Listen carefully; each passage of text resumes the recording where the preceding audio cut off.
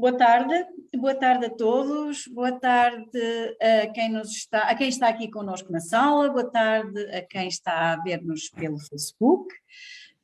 Sejam bem-vindos a mais um Vamos Conversar, que é uma rubrica já habitual promovida aqui pelo Centro Cultural Penedo da Saudade, do Politécnico de Coimbra, em coorganização com a Aquarela Brasileira e tendo ali como agente o Wagner Merige, que é um homem ligado à cultura, como já sabem, que é escritor, é editor, é jornalista, portanto é um homem que nos ajuda a engrandecer, a enriquecer culturalmente.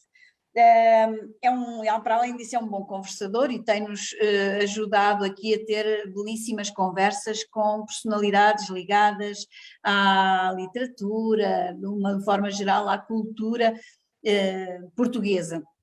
E hoje não vai ser uma exceção. Hoje temos connosco o professor Onésimo Teotónio de Almeida, que é uma figura incontestável da cultura. Já não se pode dizer que é da cultura portuguesa, é da cultura internacional, e eu penso que, tal e qual como as outras que já tivemos, penso que esta conversa nos vai encher a alma e o espírito, e por isso eu vou passar já a conversa, vou passar já a palavra ao Wagner, que irá iniciar a conversa com o nosso ilustre convidado. Boa tarde, Wagner. Boa tarde, Cristina. Muito obrigado. E desde já aproveito para agradecer a você e sua equipa e ao Centro Cultural Penedo da Saudade por essa parceria. Quero convidar os nossos convidados e participantes para enviarem perguntas, para estarem conosco até o fim, porque vamos reservar um espaço para que vocês possam participar conosco.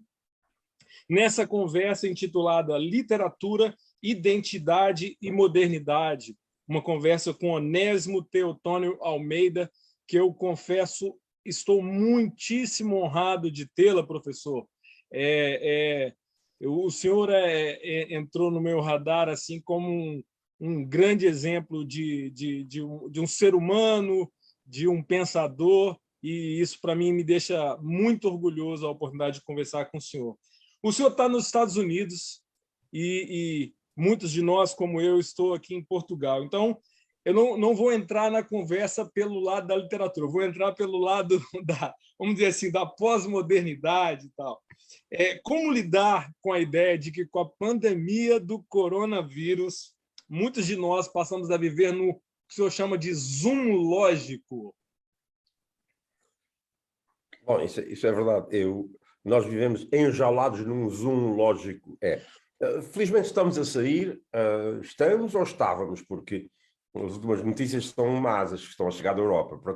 Por acaso aqui ainda estamos numa situação bastante boa, porque tudo está a voltar ao normal. As aulas ainda os alunos são obrigados a estar de máscara, e estão de máscara, e isso para mim foi complicado. Eu, por um lado, preferi as aulas quando eram por Zoom, porque nós víamos as caras dos alunos. Agora, estar a tentar decorar os nomes dos alunos, quando a gente só vê os olhos deles, não é fácil. Portanto, estamos a desenjaular-nos um pouco. Eu também uso o termo de preciso de me desumidificar, porque esta é a minha terceira sessão Zoom de hoje, 2 horas, agora esta e a última será logo à noite, com uma aluna às 10h30 da noite, não pode ser mais cedo. Isso acaba, por um lado é muito bom, por outro lado tem esse problema que é, toda a gente espera que a gente esteja a assistir ao lançamento do livro, à sua conferência, a um seminário que vão dar, e toda a gente fica um pouco desapontada porque não assististe, porque agora já não há... Quando tinha que ser presencial, olha, não estou em Lisboa, não posso estar presente. Agora não há desculpa. Só que o dia tem 24 horas e umas quantas delas são para dormir, e enfim. Bom, de modo que eu estou a conversar sem saber o que é que estou a dizer, porque também a sua pergunta era sobre a situação eu ouvi coisas dramáticas e trágicas sobre as pessoas que não resistiam, e que era assim, e que era assado. A minha posição é sempre um bocadinho positiva e otimista, que é, houve gente que foi à guerra, eu não fui à guerra, há gente que sofre, a mim só me mandaram ficar em casa, e eu fiquei em casa e estava de saúde e estava bem e podia circular por aí todos os dias, dar umas voltas para manter, para desenferrujar as dobradiças das pernas. E, portanto, eu acho que houve um exagero, houve pessoas que dramatizaram quando, afinal, passaram um ano ou um ano e meio com uma atividade mais reduzida, sem viajar, comparado com os problemas que a humanidade tem, não é assim tão grave. De modo que a minha posição é assim um pouco essa. A comunicação social gosta de exagerar e gosta de ouvir as pessoas e dizer que tem sido uma tragédia, eu estou no meu quarto, eu não saio, etc, etc. Há pessoas, obviamente aquelas pessoas que vivem numa situação com pouco espaço físico em casa e têm crianças, e isso é difícil. Mas há situações piores, há gente que tem sofrido e continua a sofrer muitíssimo mais do que nós que estamos, felizmente, imagina que esta crise tinha acontecido há 20 anos, não teríamos o Zoom, hoje estamos a criticar o Zoom, mas não teríamos o Zoom, não teríamos a possibilidade de continuar conectados, não teríamos a internet que nos manteve e mantém ligados com gente por todo o mundo, de modo que às vezes nós temos, e sobretudo em Portugal há muito isso, que é olhar para o lado negativo das coisas e criticar. Eu não tenho razões, pelo contrário, não tenho razões para criticar e para lamentar a situação. Eu preferia até mudar de tema se fosse possível.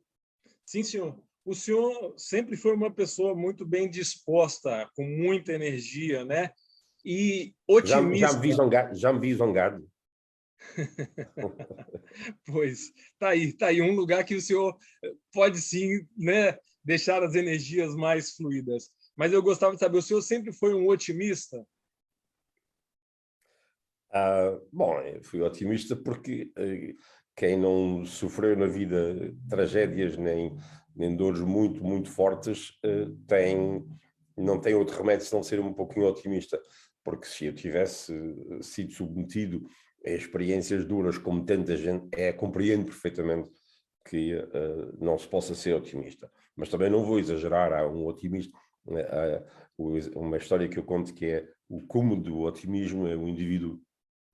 São os dois indivíduos que o Titanic afundou, e eram dois indivíduos que conseguiram agarrar-se a um barquinho, um salva-vidas, mas o salva-vidas já virou, eles estão no casco do salva-vidas, a água é frígida, há tubarões à volta, o barco está a afundar, e um deles diz: é o nosso fim, acabou tudo. E diz o outro assim: tu sempre foste pessimista, pelo menos nós não compramos uma viagem de ida e volta. Não vou chegar a esse extremo, mas procuro olhar para o lado positivo das coisas. Eu costumo dizer que há tantas coisas horríveis e péssimas à minha volta por todo o lado, a vida é tão curta, eu não tenho... se eu posso mudar alguma coisa, eu mudo, eu faço o esforço para mudar, mas se não posso, eu empenho-me naquelas coisas em que eu posso ser útil, ajudar, transformar, melhorar, e não andar a passar tempo a queixar-me das coisas que não estão feitas, do que os outros não fizeram, etc. Eu prefiro não andar a criticar os outros por não terem feito, mas perguntar-me a mim próprio o que é que eu não fiz e posso fazer, e está dentro do meu campo, das minhas possibilidades, fazer. Às vezes é uma atitude muito comodista, passar serões e bocados do dia em comiseração coletiva, a dizer ninguém faz, isto é assim, isto é assim. E tu continuas aí todos os dias a repetir estas coisas e o que é que estás a fazer? Portanto, são atitudes, e eu não sei se isso é biológico, é capaz de ser. Meu pai também era um pouco assim. Não era um pouco assim, era muito assim. E se calhar é biológico, não sei. Mas obviamente que se eu tivesse recebido na vida golpes duros, não seria tão otimista. E também ainda estou com saúde, quando eu, daqui a mais algum tempo, quando chegar a minha vez de estar por aí, a entrar na fase, não vale a pena mencionar, eu não sei se vou conseguir manter o otimismo, mas enfim. Tá. O senhor é cronista, ficcionista, filósofo, pensador da história e cultura portuguesa, professor catedrático da... E o senhor está a ser um exagerado. Opa! E o senhor também ainda é professor catedrático da Universidade Brown, fotógrafo e um excelente contador de histórias. Quer dizer, juntando a isso tudo, ainda sabe contar com muito sabor uma história. O que lhe apetece fazer mais? Não, eu nunca tive grandes... Wagner, eu nunca tive grandes aspirações. Não tive, não... E não estou a procurar ser modesto. Não, eu faço as coisas que gosto. Eu desde garoto, sempre gostei de ouvir histórias. Desde miúdo, eu ouvia histórias, adorava histórias. E depois ouvia e gostava de contar. Eu sempre gostei de contar às pessoas as coisas que eu via, e depois as coisas que passei a descobrir. E ainda hoje tenho essa tendência. Acontece uma situação na vida com alguma piada, eu tenho logo vontade um amigo meu mandou uma história ontem. Os Açores são... Qual é a semelhança entre os Açores e o Havaí? E eu diz, olha, os estrangeiros, os visitantes chegam lá e perguntam, vai chover? E o açoriano responde, vai. Porque eu passei já logo isso a amigos. Eu sempre... Eu recebo e eu gosto de comunicar, de partilhar uma história, sempre gostei. Depois há histórias mais complexas. Você há pouco na conversa mencionou aquela em que envolvia o Manel Alegre, que ocorreu nos Açores, que está no meu livro Quando os Lobos Uivam. É uma história de 78 páginas, creio, 78, quase 80 páginas. É uma história. E, portanto, às vezes é melhor, para não andar sempre a repetir a mesma história, sobretudo quando ela é muito comprida. Uma história curta conta-se facilmente e rapidamente, mas quando é uma história longa vai-se incomodar e vai-se aborrecer o auditório. Então o melhor aí é escrever e dizer alguém, conta lá aquela história. Olha, já contei, está aqui por escrito, leva lá e lê quando tu quiseres. De modo que a escrita é uma maneira de passar estas histórias ou as experiências que a gente tem e poder distribuí-las às pessoas e aos amigos, para partilhá-las de tal maneira que as pessoas possam lê-las ou ouvi-las quando querem ou quando entendem. Aliás, costumo dizer que o e-mail é um enormemente civilizado meio de comunicação, porque o telefone incomoda-nos, chega e a gente está a fazer qualquer coisa e o telefone vem e incomoda-nos. E nós, quando vamos telefonar, também vamos fazer uma coisa. Há receio sempre, será uma boa hora para... No e-mail não há esse problema, ninguém pede desculpa no e-mail, diz assim, desculpa se te vem incomodar esta hora. Não, a gente escreve. E a pessoa recebe o e-mail, eu escrevo quando me convém, e a pessoa responde quando lhe convém. É um meio extremamente civilizado de comunicar. E, portanto, voltando à escrita, pois a escrita é uma maneira também civilizada de nós contarmos coisas sem incomodar as pessoas. O chato que está sempre apanha a oportunidade e fala no jantar e a gente estraga o jantar porque tem que ouvir o indivíduo. Assim, está escrito, cada um em casa, estendido no sofá ou na cama, lê, interrompe se lhe apetece, vai dormir se lhe apetece. Escrever, a escrita é uma maneira muito civilizada de conversar com as outras pessoas, com os amigos. E eu tenho feito isso. Eu costumo dizer até que não gosto de escrever, é muito aborrecido de escrever, mas gosto de ter coisas escritas. É mais simples. A gente depois manda um e-mail e diz, olha, aí vai, olha, se quiseres, lê e vê, etc. O senhor também é um grande filósofo. O que o senhor acha que o senhor fez mais até hoje? O que o senhor se dedicou mais até hoje? A filosofia ou a literatura? Essa coisa do grande filósofo é uma coisa curiosa. Nós nunca dizemos das pessoas de filosofia que ele é um filósofo. Nós dizemos é um psicólogo, é um sociólogo, é um antropólogo, mas ninguém se diz ele é filósofo. Ele é professor de filosofia. Porque há uma ideia, e eu também partilho dessa ideia, de que a filosofia é uma coisa muito séria e muito elevada e complexa para um pigmeu como eu qualquer dizer assim, eu sou filósofo. Não. De modo que gosto muito de filosofia, leio muita filosofia, estudei filosofia, doutorei-me em filosofia, Mas, ao contrário de psicólogos, sociólogos e antropólogos e politólogos e tudólogos, eu não sou filósofo, mas gosto muito de filosofia. O que é que eu gosto mais de fazer? A questão da filosofia não... Tudo também depende do... no fundo, até que ponto estamos nós dispostos a penetrar na reflexão sobre as coisas com que lidamos. E a filosofia ajuda-nos. Porquê é que a filosofia nos ajuda? Porque houve gente brilhante no passado, brilhantes, génios, que pensou, escreveu, também foi isso. Se não tivessem escrito, a gente não tinha ouvido as conversas deles e não tínhamos acesso ao que eles nos deixaram.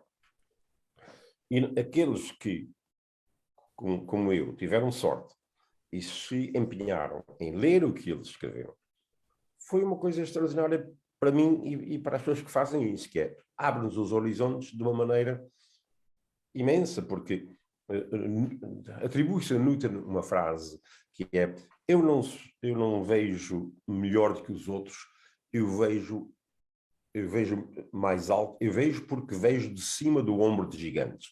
A frase não é dele, a frase é de Bernard Chartres, do século XI.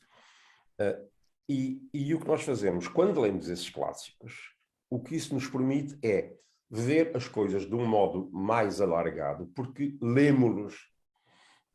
E então, o tal filósofo é o indivíduo que lê à luz daquilo que aprendeu dos outros e depois vai confrontando a realidade, as novas realidades que nos aparecem constantemente na nossa vida, porque o mundo vai mudando e vai evoluindo e há novas realidades sempre a surgir. Já Camões falava delas nos seus poemas. E o que nós fazemos é, à luz daquilo que aprendemos, olhamos e confrontamos as novas realidades e pomos a pensar e aplicar os conhecimentos que tivemos com essas novas realidades que encontramos na vida e refletimos sobre elas. Portanto, quanto mais contato nós temos com esses mestres que nos abriram os horizontes, mais equipados estamos para poder fazer um pouquinho de luz sobre aquilo que está à nossa volta. E, no fundo, a filosofia é isto, é olhar com a instrução recebida do passado sobre as realidades novas que nos surgem e fazer como eles fizeram, só que nós estamos a beneficiar do enorme trabalho que eles, do enorme contributo deles, e sobretudo dos grandes, que nos permite olhar para estas realidades de uma maneira mais abrangente. E é isso que eu faço nas aulas. É uma grande vantagem, de facto, nas aulas, ter alunos brilhantes. E eu tenho alunos brilhantes. Aqui na universidade eu tenho alunos, eu fico de boca aberta. E então, ter alunos destes que estão a ler os textos e estamos a conversar com eles e ter lugar, eles conversam connosco com enorme à vontade e fazem perguntas certeiríssimas. E as questões, os pontos que eles levantam, fazem-nos pensar. Até as aulas servem para nós largarmos os nossos horizontes, pensarmos em coisas que nunca tínhamos pensado e pensar em respostas para aquelas situações. É muito normal nos Estados Unidos, numa aula, um aluno levanta uma questão, e se é uma questão nova e eu preciso de investigar, digo, olha, não sei, mas vou pensar, e a gente chega a casa e vai, ou pensa, ou vai investigar, e depois manda um e-mail, é assim, e mantém esse diálogo.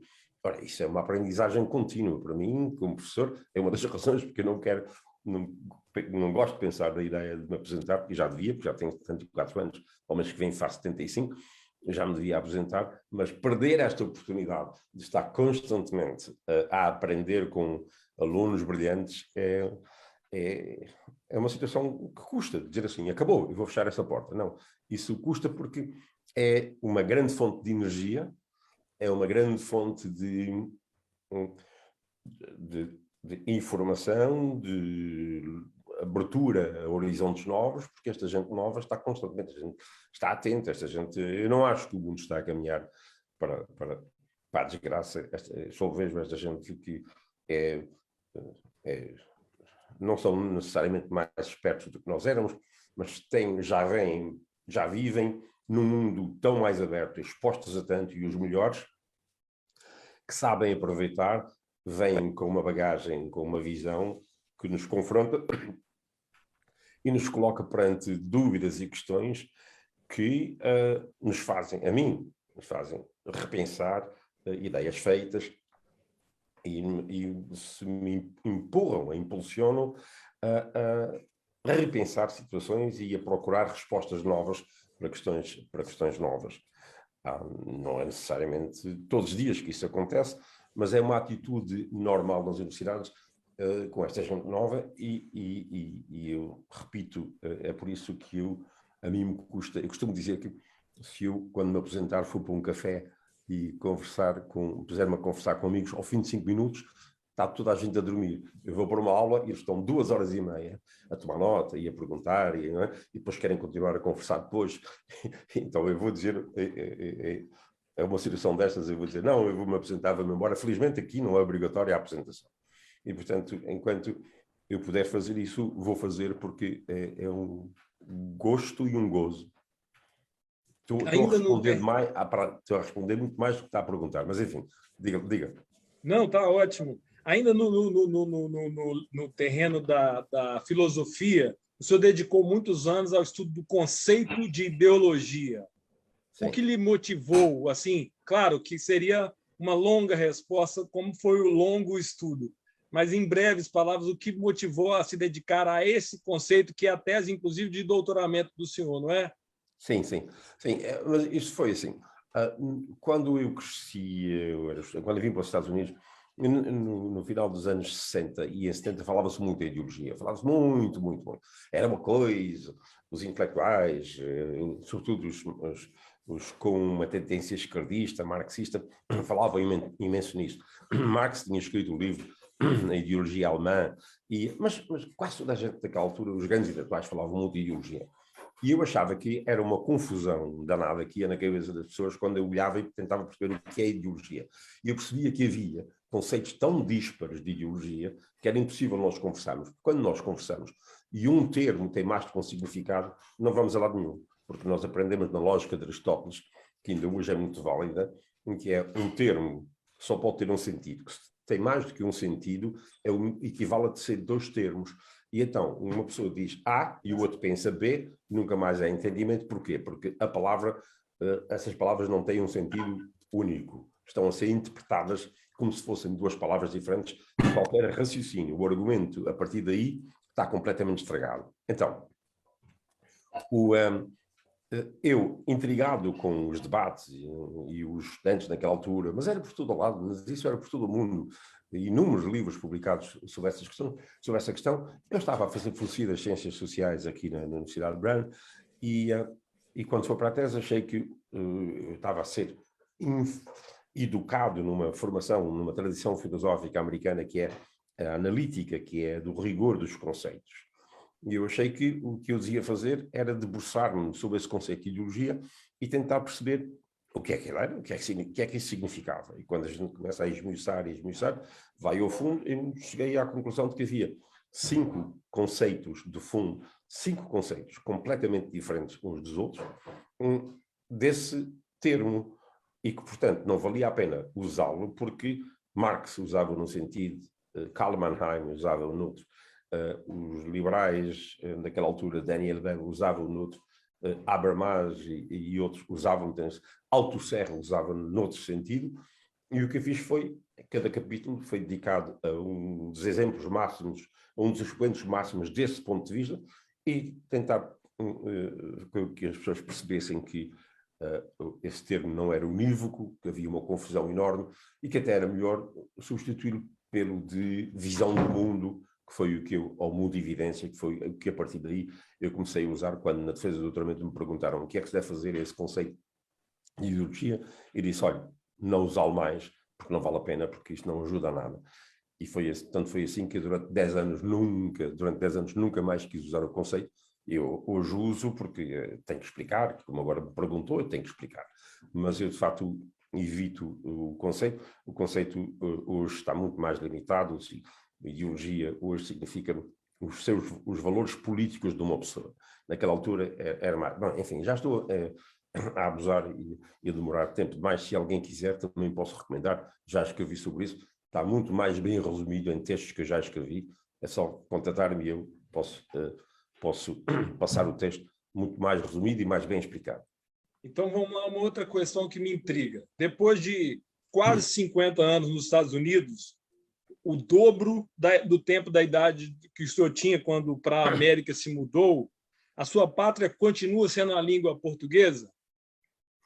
Eu não digo que a minha pátria é a língua portuguesa porque isso é muito bonito, é uma frase muito bonita, mas eu também já escrevi sobre isso.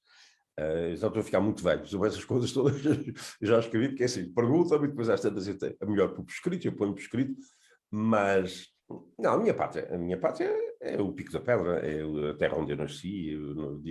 Costumo dizer que eu não emigrei, eu só alarguei fronteiras. Eu hoje entro e saio em São Miguel e nos Açores, Portugal, a minha pátria continua aquela. Eu estou aqui, eu sou português, eu vivo na América, obviamente, mas nós somos moldados na nossa infância, adolescência, na primeira fase da vida adulta, e somos moldados de maneira que somos formatados, não se fica formatado de tal maneira que eu fiquei formatado em Portugal para sempre.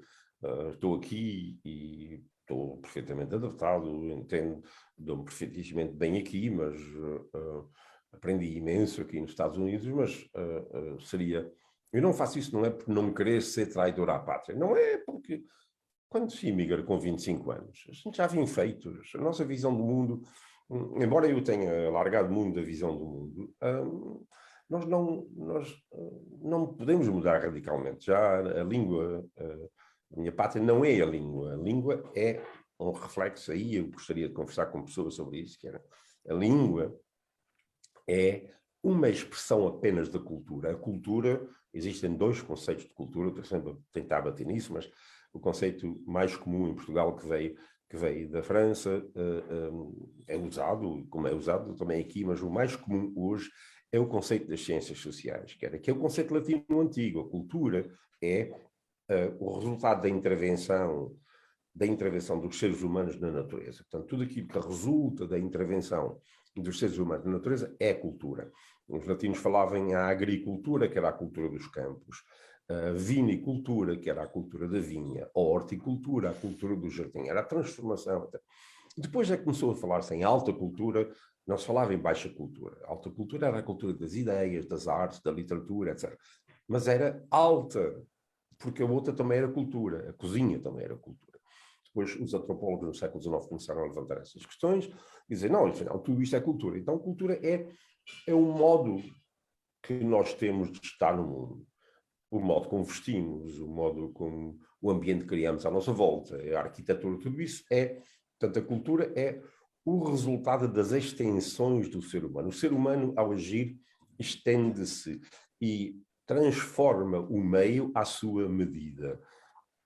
E então nós podemos olhar para a cultura portuguesa no Brasil, a transformação que foi feita no Brasil, e nós temos, por exemplo, a arquitetura brasileira, no Minas Gerais, por exemplo, é um reflexo da cultura, da mentalidade brasileira que foi levada para lá e transformada lá. É diferente da cultura inglesa que veio para a Nova Inglaterra, e a gente olha para os prédios aqui, é uma maneira física de quantificar e de registrar visualmente aquele modo de ser, a maneira de estar e as preocupações e a mentalidade. No fundo, a cultura anglo, que é diferente. Quando a gente olha para os dois, é verdade que essa cultura está constantemente em interação com o meio ambiente.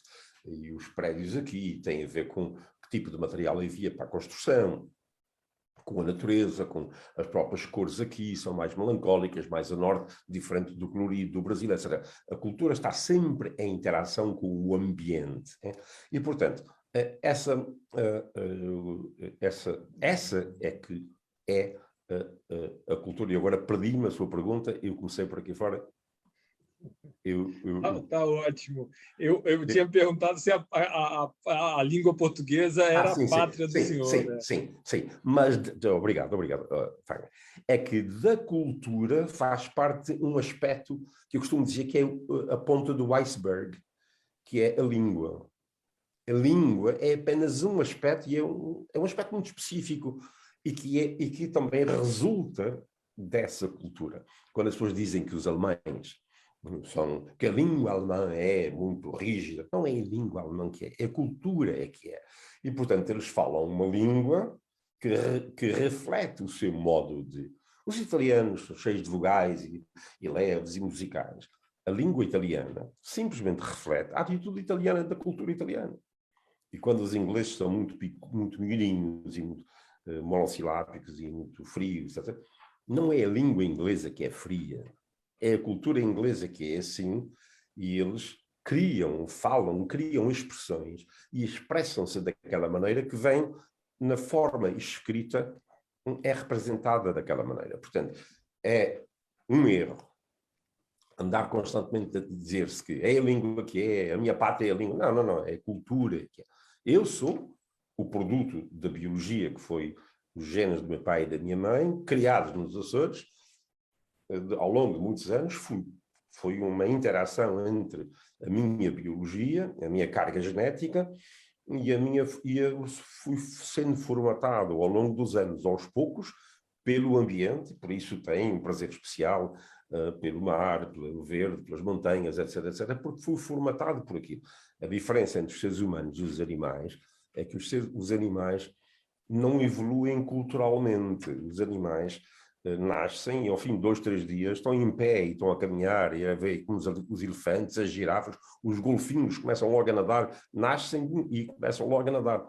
Os seres humanos levam 15, 16, 17, 18, e se for macho, para fechar a cabeça de um adulto jovem, lá para os 25, 26 anos, leva muito tempo a um indivíduo se formatar. E, portanto, significa que o lado cultural, significa o lado do diálogo entre o meio ambiente e o indivíduo, com as diversas forças que atuam sobre o indivíduo, intervêm muito fortemente, intervêm ao longo de décadas. E, portanto, o indivíduo vai ser o produto de todo este processo de interação, de diálogo entre a carga biológica dele e os meios que ele tem disponíveis. Se vive num ambiente pobre, se vive num ambiente culto, se vive exposto a uma cultura musical, uma cultura artística. E é esse diálogo entre os talentos genéticos que ele tem e o meio ambiente, e por isso os seres humanos acabam sendo muito diferentes se nascem na China e crescem na China, se nascem em Nova Iorque e crescem em Nova Iorque, ou se nascem na Bahia e crescem na Bahia. Uma girafa que nasce num jardim zoológico de Nova Iorque ou de Lisboa ou de Beijing, de Pequim, é igual. Não tem nenhuma. Nada na girafa tem a ver com a interação cultural à volta dela. É igual. E, portanto, nós seres humanos, somos um produto da cultura em que vivemos. E volto à questão, não é a língua, a sua pergunta sobre a língua, não é a língua que me faz o que eu sou, é a cultura do mundo em que eu cresci. Depois, claro, fui para Lisboa, depois vim para cá, mas ainda vim numa altura em que eu conheço gente que veio para aqui e é incapaz, já veio tarde, ou mesmo mais cedo, mas incapaz de absorver ideias e comportamentos e mesmo compreender o ambiente à sua volta aqui, mas eu ainda vim a tempo de... Também o meu estilo, minha maneira de ser, eu gosto de ver e aprender e não gosto de estar fechado ao que acontece à minha volta, portanto ainda vim a tempo de alargar a minha maneira de ser, o meu modo de ver o mundo a estas novas realidades. Mas isto não significa que eu deixei de ser aquele rapaz que veio dos Açores e cresceu no meio do mar, etc. Não, ainda hoje me sinto perfeitamente em casa. Eu gosto de referir George Santayana, que era um professor em Harvard nas primeiras décadas do século XX, que tinha uma frase que era que os homens devem ser como as árvores, crescer e alargar os ramos, mas também ao mesmo tempo as raízes vão sempre aprofundando cada vez mais e enterrando-se mais na terra. Portanto, nós devemos crescer sempre nas duas dimensões. Que é, por um lado, cada vez mais entendendo bem a terra e as raízes que nos criaram, mas ao mesmo tempo alargar os ramos e ver à nossa volta o mundo que está à nossa volta. E quanto mais altos nós vamos crescendo, mais conseguimos ver o mundo a uma maior distância e alargar a nossa visão e compreensão do mundo. Maravilha, professor. É uma aula ouvi-lo. O senhor falou aí dos Uma Açores. grande vantagem é que você não vai ter que fazer trabalhos escritos para apresentar e não vou ter que dar nota para você. Mas pode mandar que a gente faça com gosto também. Olha só, o senhor falou dos Açores, né? Aí Antero de Quental, Teófilo Braga, Natália Correia, também como Vitorino Nemésio, né? Nados e criados nos Açores e nada limitados pelo mar. E tem também o senhor, entre outros. O que os Açores têm de mais especial? Eu sou muito suspeito por falar disso, porque conheço os Açores melhor do que outros arquipélagos e que outros lugares. Agora, o que sei é que os Açores têm uma tradição muito grande e eu aprendi imenso com toda esta gente. Eu tive a sorte de ter professores que me meteram nas mãos esses autores e eu li desde muito cedo. E eu comecei com eles, por um lado, a perceber isso, que é, por um lado, aprofundar as raízes açorianas que são as minhas e a entender a cultura açoriana e o passado, etc., que é um passado riquíssimo. E, por outro lado, também perceber que eles, ao serem transplantados dos Açores, integraram-se noutro mundo mais vasto e conseguiram lidar e dialogar e envolver-se nesse outro mundo mais vasto. Mas fizeram sempre as duas coisas, que é, nunca deixaram de estar ligados ao lugar de onde vinham e contribuíram para ajudar os que lá ficaram e os que são de lá a perceber o seu passado. Mas, ao mesmo tempo, eles demonstraram como era possível dialogar com as novas realidades, com os novos mundos. Nemésio é um caso, Antero é outro. Antero pode não estar muito interessado, pode não ter escrito muito sobre os Açores, mas nunca deixou. Antero voltou várias vezes aos Açores, à sua terra, e disse-me claramente, uma vez num postal que mandou para Oliveira Martins, ele disse... ele estava interessadíssimo em entender Portugal e porque é que Portugal tinha chegado ao atraso para ele em relação à Europa, depois de ter sido magnífico, brilhante, antes do período dos descobrimentos. E então ele dizia, o caso dos Açores é apenas um apêndice. E por isso o Antero não considerava o caso de Portugal isolado, considerava o caso ibérico, porque o nosso caso era igual ao da Espanha. E, portanto, o Antero, ao não se preocupar demasiado com os Açores, não significa que nunca sentiu que era açoriano e que estava ligado aos Açores, e está na sua poesia, está no seu regresso, e mesmo no regresso no final da vida, e até ter morrido lá. Mas a ideia era, os Açores são apenas um apêndice deste complexo maior que é Portugal, e Portugal é apenas um apêndice da Ibéria, e a questão é ibérica. Porque é que a Ibéria, depois de fazer o que fez, ficou para trás no processo da modernização? Mas, voltando à questão, sim, ele não estava tão obcecado com os Açores como Nemésio, mas nunca deixou de sentir-se açoriano e interessado nos Açores. O caso de Nemésio é um pouco indiferente. Toda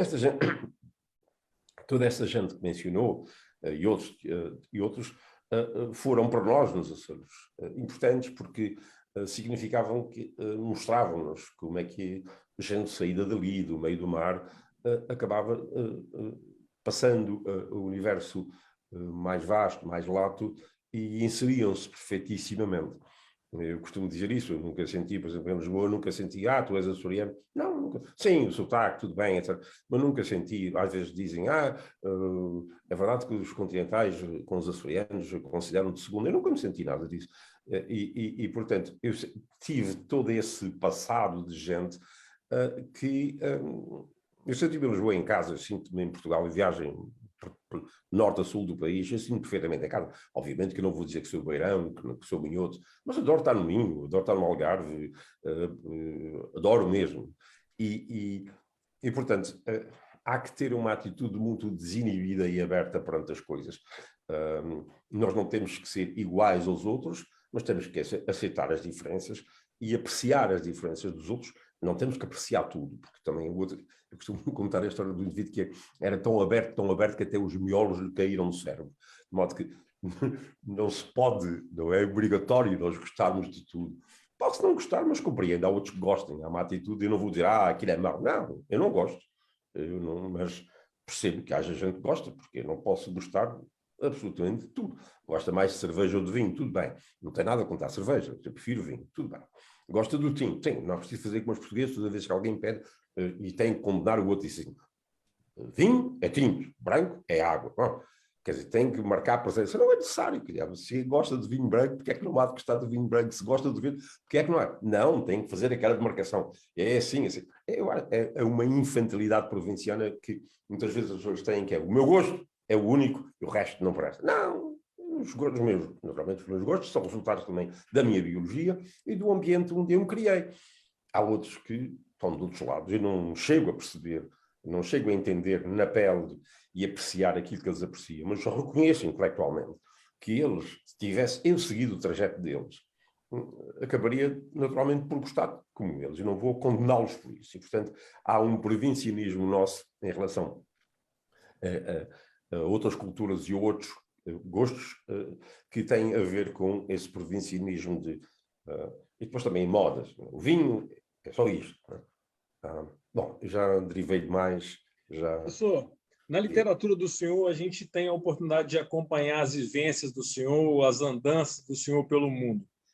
A pergunta é, as histórias são o melhor modo de ilustrar uma visão de mundo, ou as boas e más ideias, as boas e más práticas, ou uma forma de entender esse cotidiano complexo que a gente vive? O Wittgenstein disse que era possível contar a história do pensamento ocidental só contando piadas. As histórias são... eu gosto muito do humor. Sim, é um traço, uma né? das coisas... eu já fiz em Coimbra, na Faculdade de Ciências, no Polo 2, uma conferência de 3 horas, já nos anos, há 20 e tal anos. O meu amigo Henrique Madeira, o professor Henrique Madeira de Alcunha, levou-me a falar lá no auditório sobre a filosofia do humor. E eu fiz isso em vários sítios, em Portugal e também já fiz aqui, a demonstrar, a tentar a falar sobre a questão de o que é que faz, o que é que provoca o riso. Isso é uma questão histórica e filosófica muitíssimo interessante. Muitíssimo interessante e informativa. Bom, e depois eu interjetava a minha conversa sobre as várias teorias que explicam, têm tentado explicar o humor ao longo dos séculos, com anedotas e com piadas e a demonstrar porque é que uma tese funcionava, mas até que ponto é que ela funcionava e desejava funcionar, contando histórias. As histórias têm muito, as histórias, a piada, o humor tem muito essa faceta que há um elemento no humor que é novo, que é um golpe brilhante assim, pá, é como um médico que pega no bisturi e corta e diz, foi lá certeiro. E, portanto, não tem aparato crítico, não é um tratado, é só, e a gente, ei, doeu, é aqui mesmo, está aqui, o cancro está aqui. O humor consegue fazer isso. Né? E, portanto, eu uso as histórias, quando eu era miúdo, quando a gente ia ouvir o padre falar, e era uma seca, meia hora, aqueles sermões, mas lá vinha-se, naquele tempo dizia-se um exemplo. O padre dava um exemplo. A gente prestava atenção e fixava só a história, só o exemplo. Eu sempre fixei histórias. Eu falo muitas vezes, já falei centenas de vezes por aí fora, e muitas vezes acontece-me isso. Encontro alguém no aeroporto e diz, eu ouvi falar há 30 anos, sobre o que foi? E disse assim, olha, eu já não me lembro, mas contou aquela história. Isso é frequentíssimo. As pessoas lembram-se de uma história que eu contei, mas não se lembram de mais nada. Portanto, há alguma coisa na história que tem um ponto, uma ideia, e a pessoa diz, é novo, eu não conheço. Aprendeu uma coisa nova e ficou sintetizado naquela pequena história. E então, eu acho que no sermão tradicional já se fazia isso. O exemplo era para as pessoas mais simples, que não tinham capacidade de perceber as ideias do sermão, ficavam ao menos com a história, e daquela história havia um exemplo moral. Os gregos eram assim, as fábulas acabam sempre com o mythos veli. A história mostra. Contava-se a história e acabava. O mythos ali. A moral da história é esta.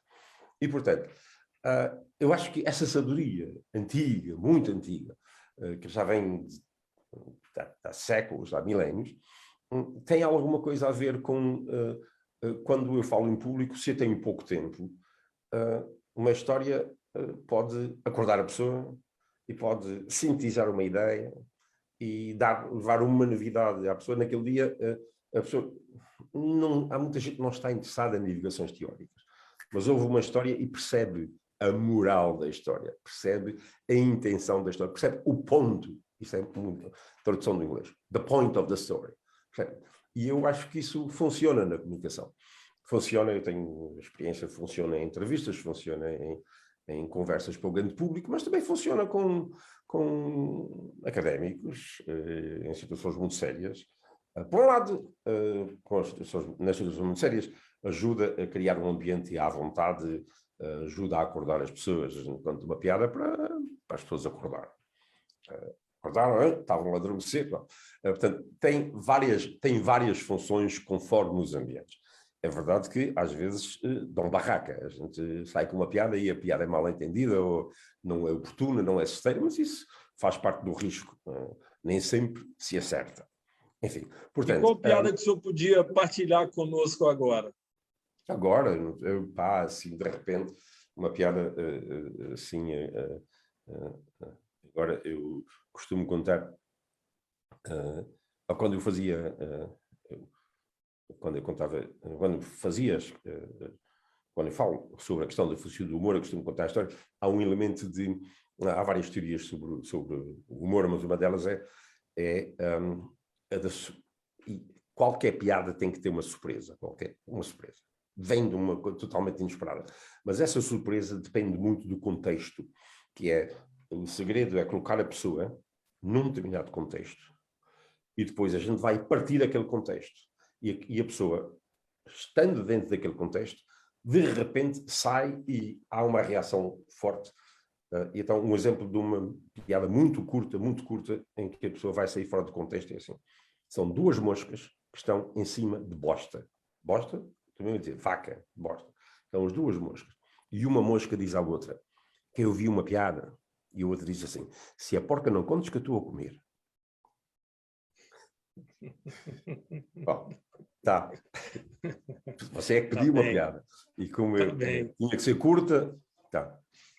Pois, o senhor poderia ler um pedaço ou uma parte de um prosema do senhor? Como eu disse hoje com o senhor, sempre bom ouvir o autor lendo seus próprios textos. E logo mais a gente vai abrir para algum dos nossos participantes, quem quiser fazer uma pergunta.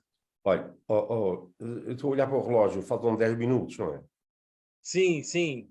Não vai dar tempo de ler. Você falou-me nisso e eu, por acaso, nem tenho aqui à mão... Não, então deixa eu fazer mais perguntas.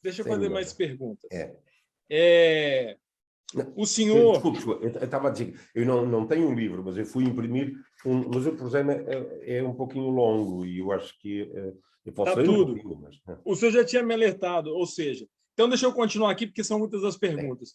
Eu quero fazer mais 2 perguntas, então vou fazê-las já e depois a gente abre para alguma pergunta aqui. Eu tenho 3 filhos, desculpa, tenho 3 filhos. Um deles, o Duarte, o do meio, costumava dizer, quando era jovem, dizia às pessoas assim, não façam uma pergunta ao meu pai porque ele não sabe dar uma resposta curta. Não, mas se a gente tivesse tempo, realmente ficaríamos aqui por muito tempo, né? Olha, eu queria só que o senhor falasse um pouco do Pessoa. Eu sei que também é um longo estudo, o senhor já se dedicou muitos estudos a isso, mas o que o senhor podia partilhar sobre Pessoa, de tudo que o senhor aprendeu, ainda mais não só sobre a sua poesia, sobre mensagem, sobre o pensamento filosófico? E, para terminar, não sendo egoísta, eu sei que tem gente que quer perguntar, o senhor sempre diz que todo ano revisita a carta do Pero Vaz de Caminha sobre o Brasil. Se puder brevemente falar dessas 2 coisas, eu acho que se complementam em termos de entendermos a literatura. Exatamente, o nosso amigo Alberto acabou de mostrar ali, e entender Portugal, entender o Brasil. Quer dizer, você acha que eu vou responder isso tudo em 10 minutos. Está brincando comigo. O senhor está acostumado a falar em 1 minuto e meio então eu vou dizer assim, presidente e tal, sobre primeiro-ministro. pessoa, eu já escrevi tanto. Tem um livro chamado Pessoa, Portugal e o Futuro. E são 300 e tal páginas. No fundo, a parte que eu comecei a meter-me com Pessoa por causa da questão da mensagem, que era supostamente um livro conservador, que não fazia sentido. O autor que criou Álvaro de Campos e Alberto Caeiro e Ricardo Reis, como é que fazia um poema daqueles. E eu comecei a escrever há 30 anos sobre isso. E no início pouca gente prestou atenção, mas hoje, felizmente, muito mais gente tem prestado atenção e é explicar como é que a mensagem, o conceito de mito é que explica a mensagem. É muito comprido, longo explicar aqui. Se você quiser, fazemos uma palestra, uma conversa só sobre isso e eu procurarei não ser demasiado chato, mas a explicar porque é que Pessoa usa o conceito de mito num sentido que só ele e Georges Sorel na história utilizaram, que é um mito colocado no futuro, não no passado, e Pessoa que era um homem inteligentíssimo, tem uma visão completamente diferente. O poema não tem nada a ver com a defesa do salazarismo, nem com a defesa do status quo. Quem estiver interessado pode escrever-me, eu dou-lhe, tenho até resumos, saiu recentemente na livraria Lelo, uma edição de Pessoa muito pequenina, bonita, eu acho que até está por ali, podia mostrá-la, com um prefácio meu de 20 páginas que resume isso. Portanto, sobre isso. Sobre o Pedro Vaz de Caminha, também muito rapidamente. Interessa-me Pessoa, por outras razões. Eu dou um seminário sobre Pessoa, e vou dar-lo no segundo semestre, e interessa-me Pessoa, acima de tudo, como um extraordinário pensador. Era um homem absolutamente inteligente, absolutamente brilhante. Eu também já escrevi alguns textos sobre isso. Interessa-me porque era, de facto, um gênio. Pessoa é um gênio. Para mim é um gênio. Depois, sobre Pedro Vaz de Caminha, todos os anos, num curso que eu ensino sobre a origem da modernidade, os alunos leem os clássicos. Eu faço sempre muita questão dos alunos lerem os clássicos. A gente lê os clássicos não para os defender, mas para olhar os clássicos do ponto de vista de hoje e ver o que é que eles têm a dizer, o que é que eles nos ensinam. E, portanto, não é uma visão agarrada ou o que é que ele pensa. Não, a gente olha criticamente para eles. Então, lemos nesse curso sobre a origem da modernidade, em que lemos textos que surgiram no período da expansão portuguesa, juntamente com o que havia na Europa, porque nós às vezes pensamos que há pessoas que acham que não sabem nada sobre isso, mas também há as que pensam que só em Portugal é que aconteciam, no século XVI, é que se escreviam estas coisas que tinham a ver com a mudança de mentalidade medieval e abertura ao mundo moderno. No caso da carta do Pedro Vaz de Caminha, ela é referida, mas pouco lida há pouca gente que a lê. E quando a lê, não sei, só que achei, todos os anos eu leio com os meus alunos, os alunos ficam fascinados com ela, nunca leem em inglês, porque este curso é em inglês, e ficam fascinados por ela. E nós temos, com os alunos, explorado e analisado, e o que acontece é que o Pedro Vaz de Caminha tem uma carta que é super moderna, super politicamente correta. É verdade que nós tivemos a escravatura depois, fizemos coisas horríveis, mas esta carta de Pedro Vaz de Caminha, que é uma edição da Guerra e Paz, para que eu escrevi o prefácio, o texto é um texto moderno, mostra-nos um homem absolutamente moderno, que tem uma visão absolutamente extraordinária, de fascínio, de descoberta do paraíso. Isto tem sido um debate meu com alguns intelectuais portugueses que têm pescados com aquela ideia, não faz sentido nenhum, de que os portugueses eram os patetas parolos que só chegavam lá e viam lá o que levavam na cabeça. Não é nada disso. Os portugueses, quando chegavam lá, viram, pareceu-lhes o paraíso. Porquê? Porque toda aquela baía tão bonita, um tempo magnífico, vegetação por todo o lado, fruta, mulheres nuas bonitas que achavam que para eles isso é o paraíso real, obviamente. Se eles levassem, dizem, mas levaram essa ideia era bíblica. Pois, porque se eles tivessem chegado lá e tivessem visto vulcões ou terra horrível, iam dizer que aquilo era o inferno. Não, eles disseram que era o paraíso porque encontraram aquela situação. E, portanto, o cérebro funciona como nós funcionamos, sempre nós levamos ideias na cabeça, mas essas ideias são confrontadas com a realidade nova e nós dizemos, não, eu estava errado, eu vou corrigir, não é assim. Não.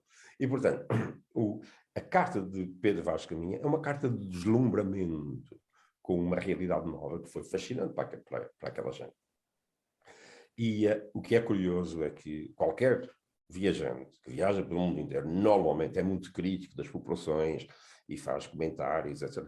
E o Pedro Vaz de Caminha é de uma tal candura. Ele diz que eles são mais bonitos que os portugueses, que eles são melhor, tudo aquilo é bom, é exatamente o contrário. E então, mas hoje não está na moda falar-se, está na moda é falar os europeus, os portugueses, eram os colonialistas, eram horríveis, eram assim, não sei. E isto é uma carta completamente no sentido contrário. Eu não tenho culpa nenhuma, não alterei o texto está lá, leiam. Eu digo, vão ler. Mas o resto não foi assim. Depois, está bem, eu não estou a negar a escravatura, mas houve, pelo menos, um documento, que é um documento absolutamente extraordinário, 500 anos à frente do politicamente correto. Está aqui. Então, se querem ser honestos e defender o politicamente correto, olha, peguem no Pedro Vaz de Caminha e façam isso o evangelho do politicamente correto. Chegou ao Brasil e disse, eles são melhores do que nós, isto é melhor, isto é magnífico, etc, etc. E não andaram a ver no Brasil aquilo que levavam na sua cabeça.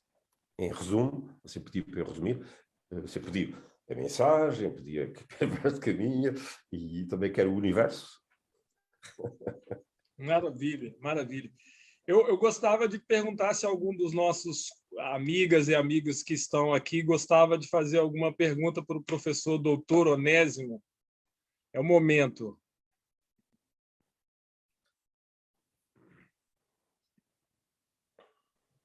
Parece que o Alberto quer fazer uma pergunta. Não, não sei se me estão a ouvir. Sim, sim. Sim, boa tarde a todos. Boa tarde, não, boa noite para nós e boa tarde para o seu professor. A minha questão talvez se prenda exatamente com o livrinho, porque eu, durante muitos anos, a expressão que eu sempre ouvi e que eu utilizei foi: nós descobrimos o Brasil. Porque agora o achamento? Sim. Sim. Eu não defendo nenhum nem o outro. Para mim, agora, os dois estão em causa. Hoje, os dois termos, descobrir e achar, estão em causa pelas novas leituras. Naquela altura, havia os dois verbos, achar e descobrir. Houve gente que tentou dizer que achar é que era e descobrir é que era. Na minha introdução, eu demonstro. Assim, eu tenho algumas convicções que têm a ver com a filosofia, e que é, nós sabemos hoje qual é o sentido de uma palavra. O sentido de uma palavra vem do uso. Isso foi Wittgenstein que consignou nessa expressão o sentido da palavra uso, mas já Juan de Vives, na Espanha, no século XVI, tinha insinuado isso. O que é que isso quer dizer? Que é, o sentido das palavras vem do modo como nós as usamos. Naquela altura havia dois termos para descobrir, que era descobrir e achar. Mas não havia nenhuma intenção especial neles em dizer descobrir ou achar, como nós hoje também podemos usar brincar e jogar, brincar à bola, jogar à bola. Não há nenhuma razão especial para dizer que brincar é superior ou é nada. Naquela altura, quando nós vemos os documentos, quando eles dizem achar ou descobrir, não há nenhuma razão especial. Então, os dois termos existiam. O que eu faço hoje, nesse ensaio, é assim, olha, nós vamos ver qual é o sentido dos dois termos e nós vamos aos dicionários. E, de propósito, só fui aos brasileiros, porque eles é que têm a grande razão hoje de dizer, não nos descobriram. E não há nenhum significado nos grandes dicionários brasileiros de achar nem de descobrir que distingam um do outro e muito mais. Nenhum deles é ofensivo, porque as pessoas acham que a gente for descobrir o Brasil, a gente já estava aqui. O verbo descobrir em português não significa criar. Quando a polícia descobre um criminoso, não criou o criminoso estava lá. Disse, eu descobri. Descobrir é do ponto de vista de quem descobre. Quando as crianças brincavam às escondidas e escondiam-se, eu fui descobrir onde é que estava. Eu não fui criá-lo, afinal, eu fiquei a saber onde é que ele estava. Tu sabias. E os amigos que estão, por exemplo, os ladrões, escondem-se e dizem assim, olha, acho que já fomos descobertos. Ninguém diz que foi a polícia que cometeu o crime, quer dizer, nós cometemos. Agora, já descobriram. E, portanto, não há nenhuma... Nada. Eu tenho tido discussões sobre isso com antropólogos. Mas a obstinação é de tal forma que as pessoas não há nada a fazer. Quer dizer, não existe na palavra descobrir em português, em todo o historial da palavra descobrir e achar em português, nada que signifique domínio, sobreposição. As pessoas veem isso pelo que acontece depois. Os portugueses vão lá e vão colonizar e vão fazer o que fizeram, escravatura, etc. Mas o termo descobrir em si, Newton, quando descobriu que a maçã, a história é um pouquinho apócrifa, lhe caía na cabeça. A maçã já caía na cabeça de toda a gente durante a humanidade inteira. Sem descobrir, o Newton não é que fez a maçã cair, simplesmente percebeu porque é que a maçã caiu. Tá? Portanto, descobrir é ficar consciente de uma coisa que estava lá e ninguém sabia. Portanto, não há nenhum mal nisso. Isso não é colonialismo. É um termo da ciência, é um termo de toda a história da humanidade, que é alguma realidade que está lá e que eu desconhecia, ou nós todos desconhecíamos, e agora ficámos a perceber. Mais nada. Porque se fossem os brasileiros, os autóctonos brasileiros, a meter-se num barco e chegar a Lisboa, eu não teria problema nenhum em dizer assim, olha, o Brasil descobrimos. A gente estava aqui, coitadinhos, arrumados, e eles vieram descobrir-nos. Não há nenhum mal nisso, qual é o problema? Portanto, é obviamente a descoberta do ponto de vista europeu. Mas é assim, é o que o termo significa. Portanto, todo o debate que por aí vai tem que ou responder a estas coisas, e é sério, ou então estão a fazer política e estão com a tal ideologia que é... E ainda não vi ninguém veio a público ainda, já vai há quase um ano, ninguém veio a público dizer, estou errado, vão corrigir o dicionário, mas não está no dicionário. Está explicado, espero. Obrigado.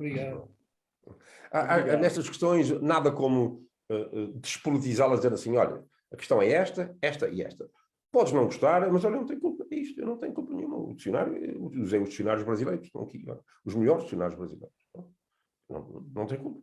Agora, o argumento é, está errado, porque existe ali assim, mas demonstrem, não é só dizer.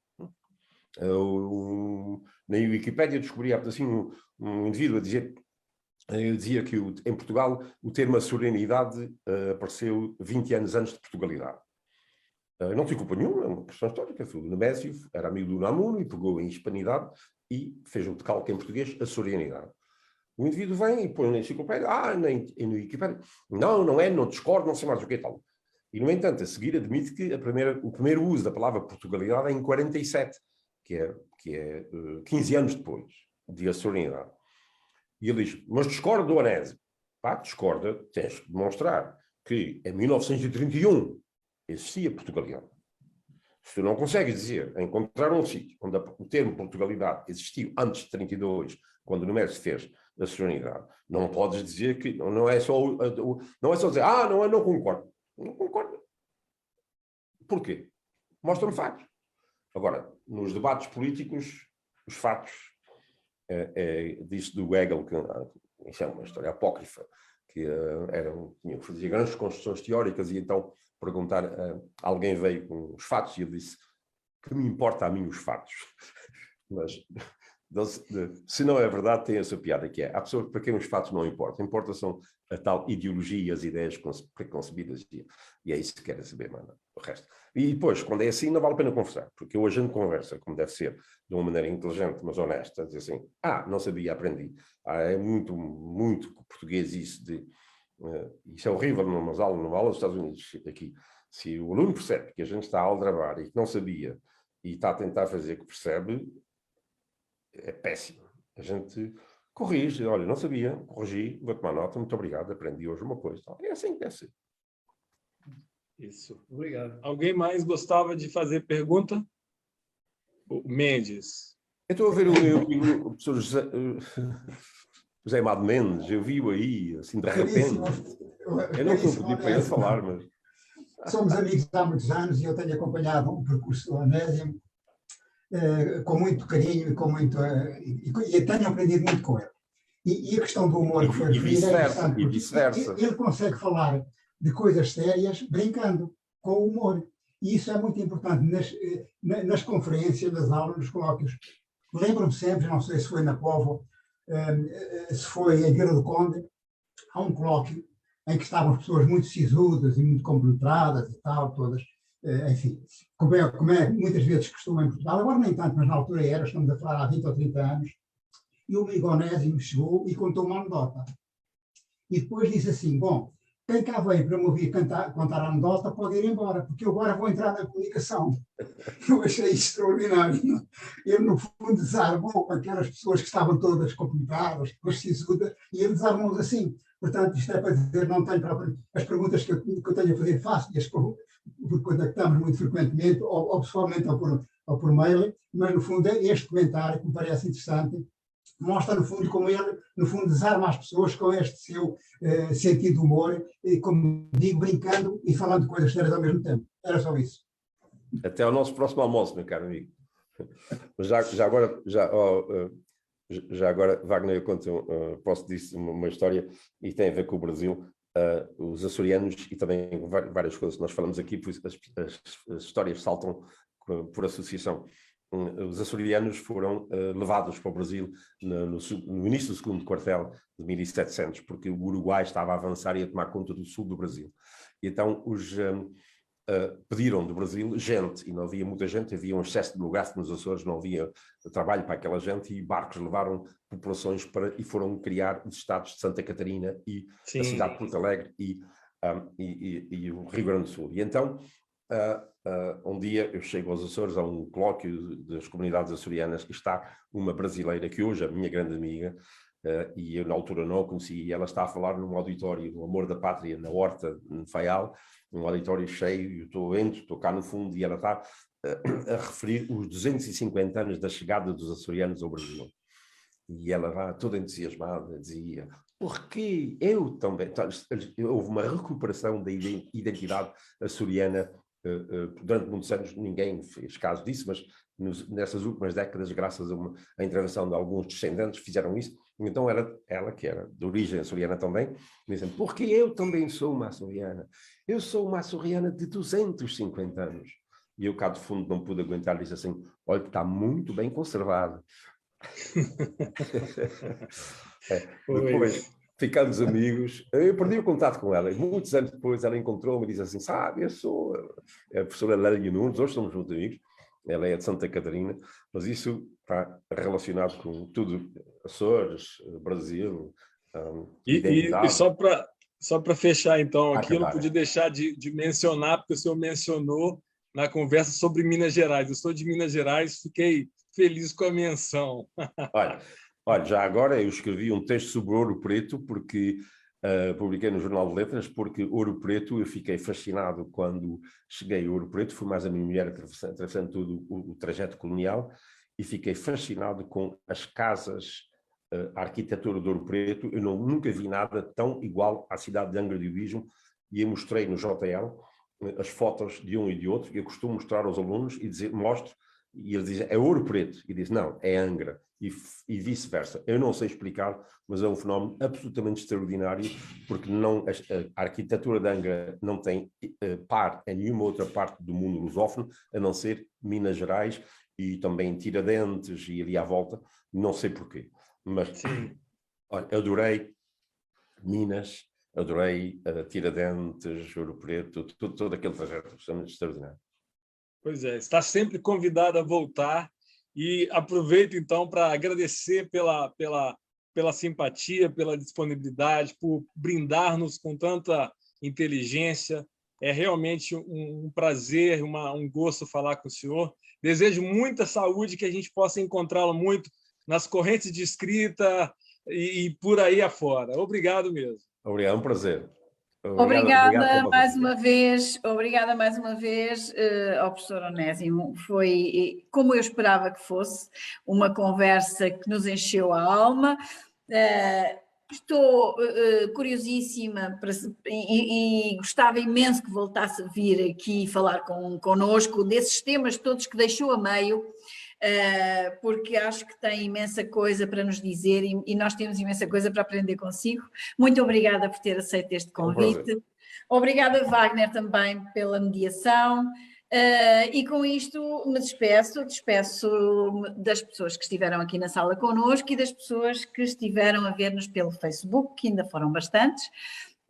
Até uma próxima ocasião com outro convidado. Obrigada mais uma vez, professor Onésimo, foi um gosto estar consigo. Prazer, obrigado. Boa Obrigado tarde. por terem Muito obrigado. Adeus. Boa tarde. Até breve. Saúde. Adeus.